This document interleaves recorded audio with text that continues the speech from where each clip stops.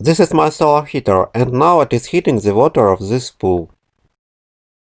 My heater is about 5 times cheaper than these solar pool collectors and several times cheaper than these well-known homemade solar pool heaters. In addition, I remind you that my solar station uses this absorber, and I am trying to find a cheaper replacement for it, and maybe someday I will replace it with this type of absorber. Moreover, we see that the basis of the new absorber is a wooden wall. That is why we can use a large number of these solar heaters to build similar wooden walls or similar fences. We know that similar walls and fences of solar heaters are typically used for heating water of a swimming pool or for space heating of a house. That is why I plan to explore a winter version of this solar heater for space heating of a house. But the winter version should have a transparent covering on the south side of my heater and thick thermal insulation on its north side. Now I will show you what is inside my solar heater, and we see a cheap polymer film which is placed so as to be a container for water. This film is polyethylene, and some types of polyethylene are suitable for heating pool water, but polyethylene has a low melting point, and therefore a solar concentrator will require a film of a more heat-resistant polymer or a thin metal foil.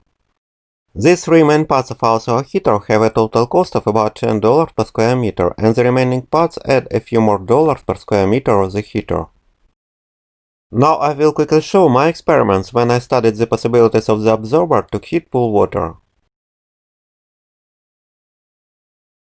This sensor shows the degrees Celsius of the temperature of water which comes out of my solar heater, and here we see the flow of the water. I have temporarily installed this pump which takes the pool water through this hose, and we see that the temperature of this water is 26 degrees Celsius. The pump delivers the water into my solar heater through this hose. It is obvious that here solar energy heats that water, which returns to the pool through this hose. We see that the sun has heated that water to a temperature of 33 degrees Celsius, and it is 7 degrees warmer than the water of this pool. Of course, this heat is too little to heat up such a large pool, and I have to make more than a dozen similar solar heaters, and they must cover the entire roof of this pergola. Or you can place your solar heaters so over each other. Or you can use this type of placement for cases if your pool is near the equator. So, first I prepared a wooden board with these circles for water inlet and outlet. Then I took a rectangle of polyethylene film and made these circles for the inlet and outlet. Now I am showing what type of the water inlet and outlet were used by me, and their price in Ukrainian stores is 40 American cents a piece.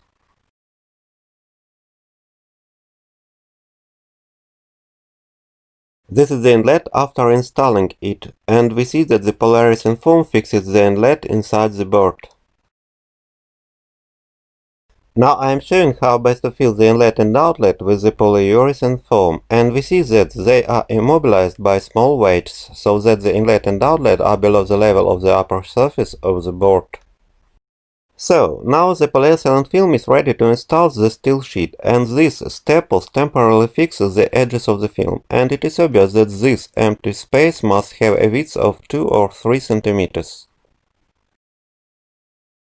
The steel sheet has to be fixed by these screws with a length of more than 20 mm, and it must be coated with black paint. We see that I bent the top edge of my steel sheet because it seemed to me that such bend will stop rainwater from entering the space between the sheet and the polyethylene, where the rainwater can cause corrosion of the steel. In addition, the bend is needed for these screws. Now I am showing the final stage of making my solar heater.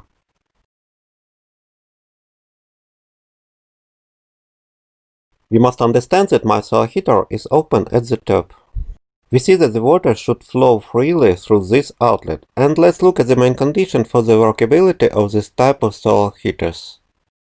Now the water goes inside my solar heater through this inlet, however the heater is not able to produce heat because the water immediately leaves it but does not go to the outlet.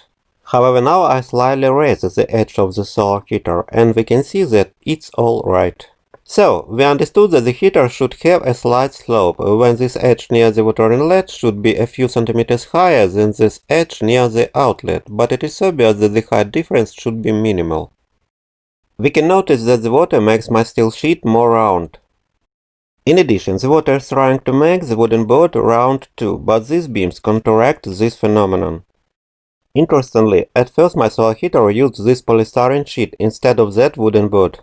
However, I abandoned the polystyrene because the water has bent it radically, but the idea of very thick polystyrene sheets seems promising for that winter version for space heating. It is obvious that the curvature of the steel sheet decreases if we increase its thickness or we reduce its height. My steel sheet has these dimensions and a thickness of 350 microns, and the solar heater holds 12 liters of water, and this is more than 1 gram of water per square centimeter of the heater.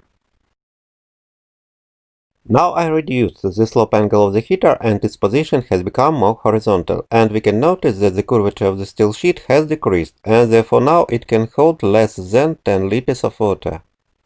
The vertical position of the solar heater significantly increases the curvature of the steel sheet, and now the heater holds almost 16 liters of water.